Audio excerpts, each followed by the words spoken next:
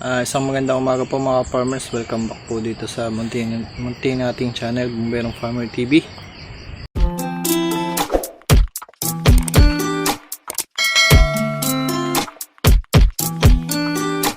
At for today's video mga farmers ay magpupula po tayo ng sili pansigang. Dahil po ngayon ay buwan na ng March, target nating date ay magtanim tayo April. So ngayon po magpupunla na po tayo ng siling pansigang. Okay mga farmers, ito nga pala yung ating ipupunla. Ito yung paborito kong sili, panigang. Ito po yung Kaneko Seeds na hybrid hot pepper hot pot 207. So ito po ay 20 grams I think. Yung 20 grams nga. At mahirap po itong patubuin, kaya ang gagawin ko muna, ibababad ko muna siya ng 3 to 4 hours. Pinatasan kayo, tapos lalagyan natin siya ng tubig. Bababad muna natin para po maging maganda yung kanyang pagtubo sabay-sabay. Kasi pag direct lang po sa seedling tray, hindi po siya tumutubo na sabay-sabay. Hello mga farmers, kung bago lang kayo sa muntik kong channel, don't forget to like, share, and subscribe para po lagi po kayong updated. So ito na nga po, magpupunla na tayo at share ko sa inyo mga farmers ano ba yung ginagamit natin na media sa pagpupunla. So nung isang araw po bumili ako ng coco peat. Ito po yung tsura niya, dry po siya. Ayan, dry. At ang bili ko po sa isang sako ito 120 pesos dito po sa Padre Garcia. At ito po, coco peat na ito na dry. Ito po yung napakagandang gawitin sa pagpupunla. Dahil nag-absorb po siya ng moisture, hindi po siya agad natutuyot yung punla natin. At buhaghag po siya, kaya kumakalat agad yung ugat ng ating punla. At bago po yung gamitin mga farmers, kailangan po muna natin yung lutuin. Po yung ginagawa namin, niluluto namin. Pabulukan nyo lang, okay na yan. Basta kailangan maging ganito yung itsura niya. Kasi pagka po yung dry na dry, hindi po siya nag-absorb ng moisture. Mas maganda po lulutuin, kaya niluluto po namin. Kung meron po kayong malaking drum na lata, mas maganda po doon lutuin para mabilis. So fast forward po tayo, ito na po yung tsura ng naluto natin. At ito po tsura niya. Ito po mga farmers ay hindi po pwedeng solo lang na coco peat dahil wala po itong nutrisyon masyado. Kaya ang gagawin natin, hahalo po tayo ng vermicast. Ito mga farmers, bumili po ako ng vermicast sa Shopee. Nabili ko po ito ng 20 pesos per kilo. Ito po siya. Nagbili po ako ng 7 kilos. Yan, 1 kilo po isa. Tapos yan natin ihalo dito sa ating coco peat. At pwede rin po kayo maghalo ng carbonized rice hull kung meron po kayo. Pero dito wala po akong carbonized rice hull, kaya ito na lang paghahaluin ko, vermicast saka coco peat. At nakuha din niya pala ako mga farmers na goat manure. Ito yung goat manure natin. May mga bulate pa, parang vermicast din to kasi ano din to ng bulate. Dumi din ng bulate. At ihahalo din natin ito para mas tumaba yung ating punla. I-mix lang po natin yan. Ang mixture po niyan mga farmers ay 1:1:1. Ibig ano po ba yun? 1 part na coco peat, 1 part na carbonized rice hull, tsaka 1 part po na vermicast. At kung kayo nagtitipid, pwede pong 2 parts na coco peat tsaka 1 part po na vermicast. Dahil ano po, yung mas mahalaga po yung vermicast kaysa dun sa CHR pala. Yun po yung practice ko, pero depende po yun sa inyo. Pero yun po yung makasanayan na namin na maganda po yung kinakalabasan ng mga punla. So i-mix lang po natin itong tatlo na ito mga farmers.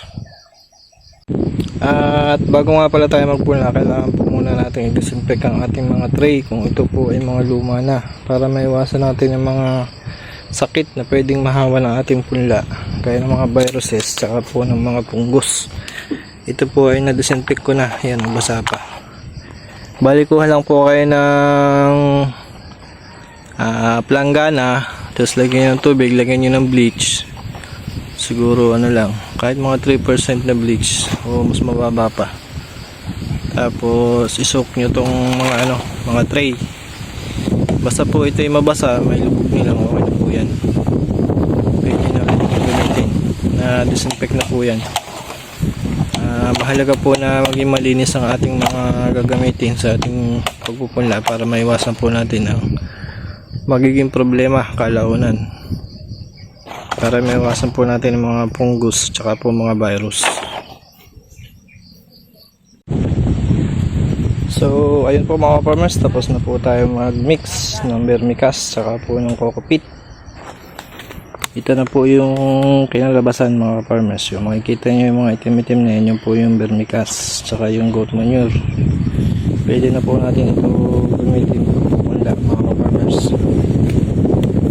Ayan po.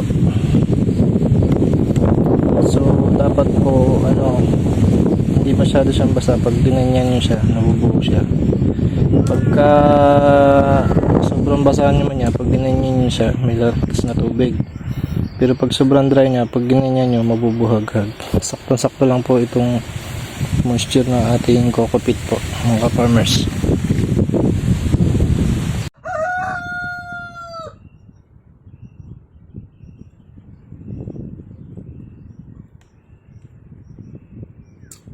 Ano pa kaya kuya?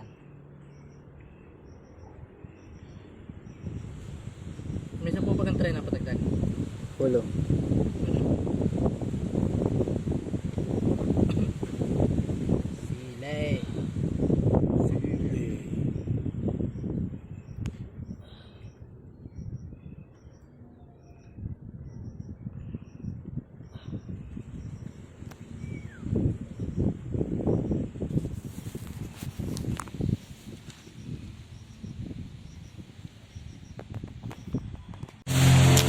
Hello mga farmers, ngayon nga pala ay naglalagay na ako ng bato.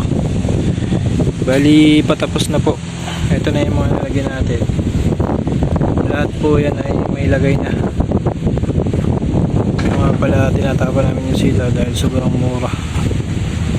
20 pesos lang po yung kilo. Ito may lagay na rin po ito. Bali nakabuo na tayo ng 2, 4, 6 20 na blue. Tapos ito ay 2, 6, 8, 28 tray na po lahat. At ito na lang po yung ating natitirang binhi na sili. So ito po tip ko sa inyo sa pagpupunla, ganito lang po yung gawin natin.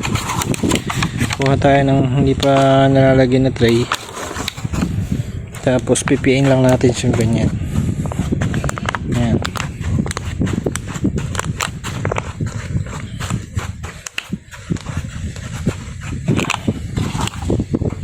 Pag angat nyo, yan, may mga butas na siya. Pwede na natin siyang hulugan ng buto. Ganyan lang po mga farmers ang technique. Tapos paglalagay ng buto, sa isa lang.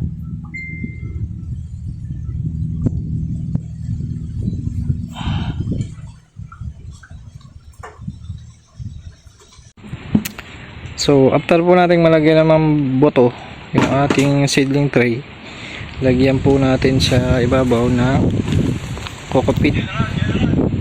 Yung po ang hinalo natin kanina na mixture para matabunan siya. Manipis lang po na tabon. Ayan po. Basta make sure lang natin na hindi makikita yung seeds. Ganyan lang po, farmers.